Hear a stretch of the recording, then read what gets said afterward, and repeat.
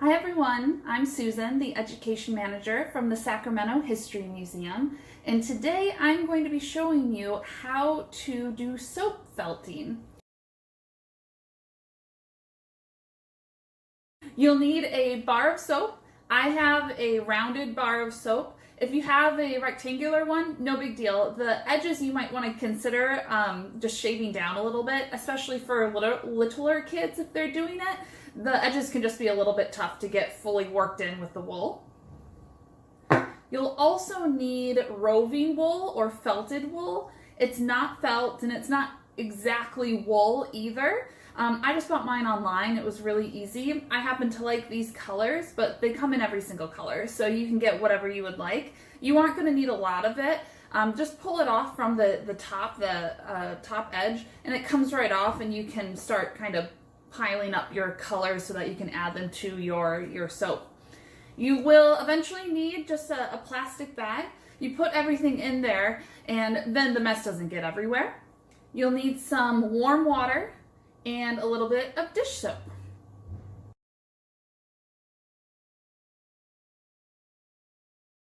To start, you just take your bar of soap, and you can put a layer of wool around it first so you know everything is covered, but it doesn't really matter. It's going to get a lot thicker, so it's kind of up to you how you want to do it.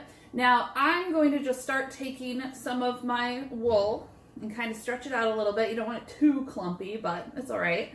And put it on my bar of soap and start covering it. We'll turn it over, get every little bit. I'm going to keep with the yellow actually. This yellow is really pretty. And overlap and try and interweave a little bit. Oops, it's kind of a little piece, that's okay. So then everything is covered, and I did it all one way. And then what you want to do is go the other way. So I did it kind of horizontally. Now you want to kind of do it vertically. So I'll mix it with the blue. So I did it before kind of the long way. Now I'm going to do it the shorter way. And this way it's just really going to get woven in there. It's going to work really well. I'm going to start putting some other colors in too. Try and get it a little bit tight onto your bar of soap. It'll make it easier when we're actually doing the felting. And just keep covering.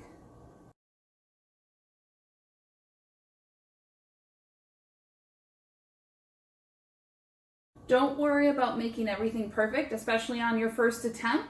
It's going to look really pretty no matter what you do. So you're going to have all these really beautiful colors that are going into it. So don't worry too much about perfection. And just, if you find any like little bare spots, just kind of cover them up with that wool. You can already see how much bigger my soap is now. Now I am looking at it, looks pretty good. I think I got pretty much everything covered. You just kind of want to weave it in, make sure it's nice and tight. Fun part. So open up your plastic baggie, put your creation into it, kind of put it in a corner. I find that it's a little bit easier, especially with a big one like this. You can use a smaller Ziploc bag. Especially if you have younger kids, it might help them control it a little bit more. And then you're gonna pour some warm water. It's on the verge of hot. It's not so bad. It's warm water into there because you want to cover the whole bar of soap. So let's see. That's a good start. And then actually add just a little bit of your dish soap. That'll help to adhere it. And then the fun part. Start kind of moving it back and forth in that corner again so you have more control over it. And you're just going to start to work the water and the wool and the soap all together. So this might take some time. Be patient. This is kind of the fun part, but it's also the longest part. It might take up to 15 minutes for the wool and the soap to really start to adhere. This is the felting process.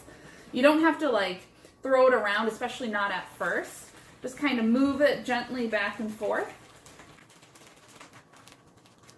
And then as that wool starts to get worked into the soap, then you can really, toss it around, play catch with it, and continue to try and get that wool fully felted into the soap.